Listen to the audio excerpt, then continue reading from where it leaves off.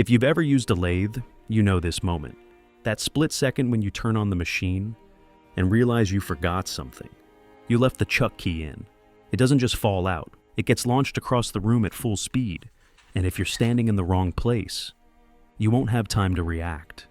For decades, this was just accepted as part of the job. Every machinist knew it, and nobody questioned it, let alone why a key was even really needed in the first place. There had to be a better way.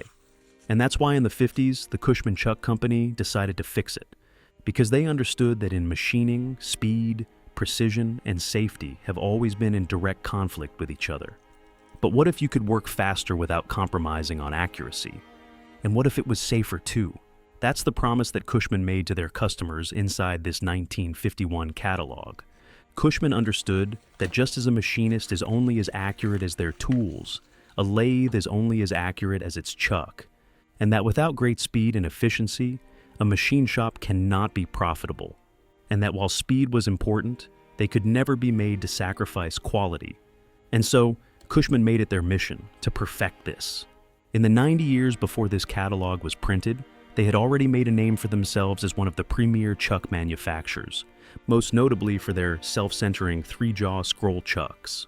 Self-centering scroll chucks are unique because of their ability to move all three jaws in unison with a single turn of the chuck key, versus independent jaw chucks, where each jaw needs to be secured individually. But this is where the conflict of speed and accuracy come into play. The mechanisms for these chucks had to be extremely well designed and accurate, because unlike an independent jaw chuck, where you can dial in each jaw individually for a perfect fit, with the self-centering chuck, the ability to accurately hold machinery was entirely reliant on the quality of the scroll mechanism, as well as the level of precision used when installing these chucks onto a lathe. So accomplishing this was a massive engineering feat, and we'll talk about this more later in the video.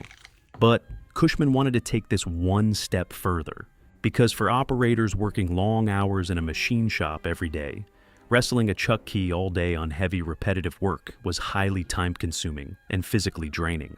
And on the note of fatigue, what if towards the end of a long shift, you didn't turn the chuck key hard enough before flipping the machine into gear? Or even worse, what if you forgot to remove the chuck key entirely? If you're lucky enough not to get fatally hit, you'll feel that key go from 0 to 60 as it whizzes past your face, crashing into the wall on the other side of the room in an instant. And it'll happen so fast that you won't even know what happened. That's something that nobody should have to experience. And so, they once again revolutionized a brilliant idea. They brought to the market power chucks, which removed the chuck key entirely. By utilizing air power, the operator just flipped a simple hand or foot valve, and the material was securely held in the chuck.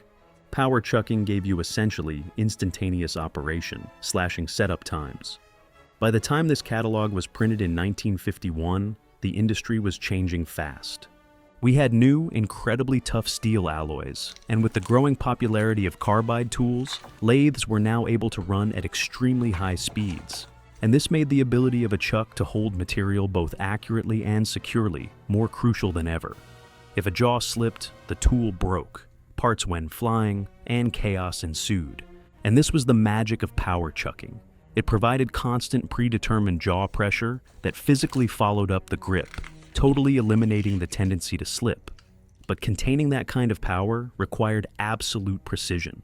And so, Cushman built their standard chucks with one-piece steel cast bodies, which eliminated extra screws and joints to reduce overhang and maximize rigidity. They were one of the first to use the process of electro-limit gauging, which assured perfect centering. They also knew the reality of a machine shop. Dust and metal chips destroy moving parts. So, they engineered these chucks to be dust-proof, with incredibly close fits on all bearing surfaces. And they installed Alamite pressure lubricators right into the body. You gave it a shot of grease, and because it was dust and drip tight, you almost never had to tear the chuck down for cleaning. But lathes got faster. Engineers ran into a massive physics problem: centrifugal force and the flywheel effect. When you spin a massive chunk of cast iron at thousands of revolutions per minute, the centrifugal force tries to pry the jaws open. And the flywheel effect makes the machine extremely sluggish to stop and start. Cushman's answer to this was seen on page 12.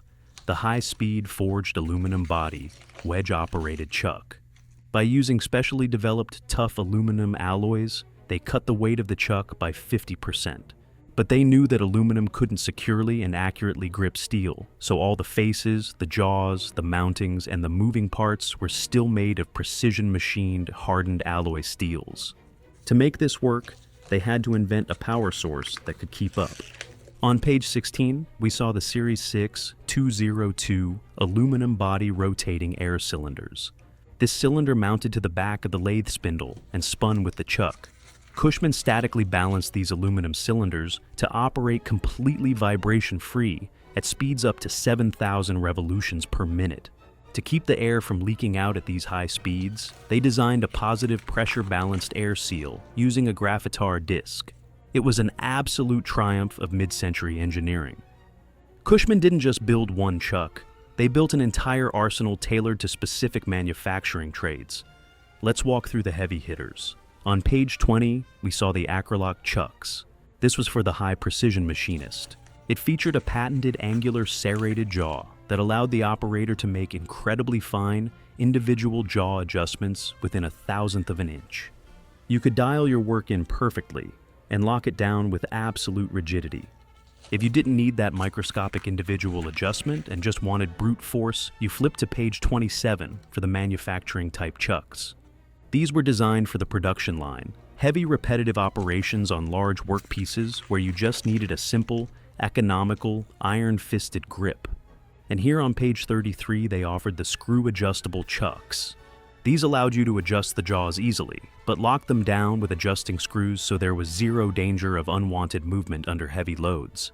But what if your workpiece wasn't perfectly round? What if you were machining rough, irregular castings or forgings? For that, you went to page 39, the compensating jaw chucks. This is brilliant. The jaws were actuated by levers connected to an operating head with a ball and socket design.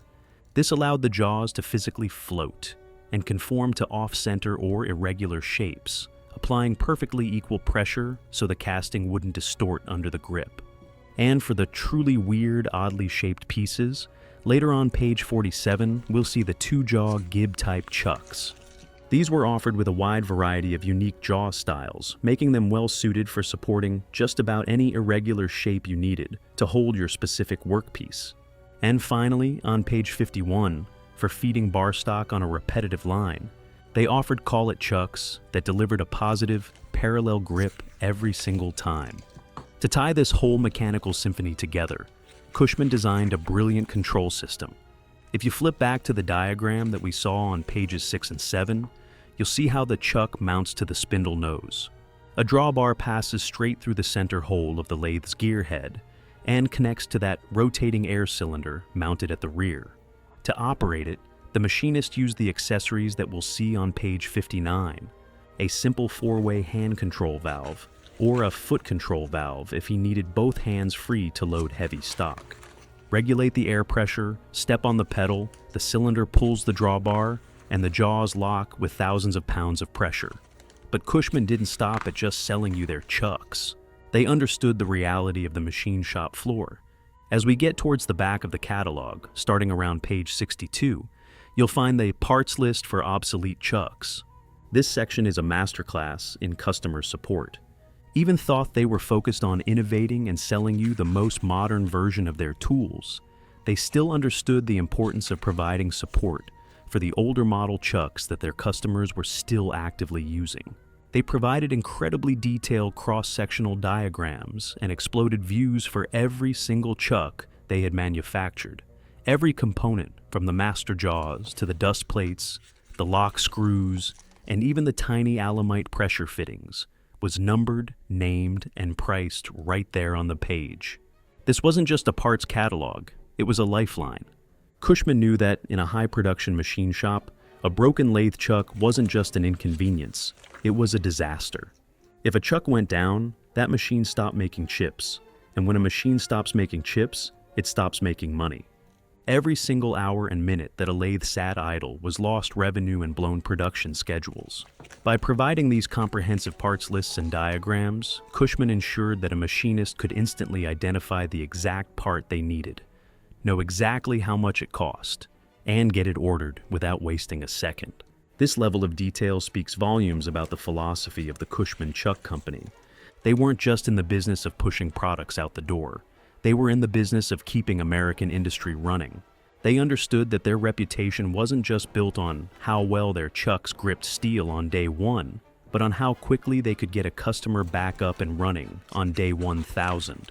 It was a partnership with the Machinist, a promise that if you invested in Cushman tools, Cushman was going to invest in keeping you turning.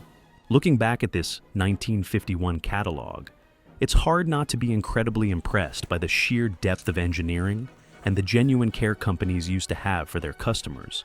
It was an era where transparency, durability, and relentless support were the standard, not an expensive premium add-on. They built these tools to be the bulletproof beating heart of the machine shop, and they provided the knowledge to keep them that way. That kind of legacy doesn't just fade away, and I know there's still a lot of these old chucks out there. So, I want to hear from you guys.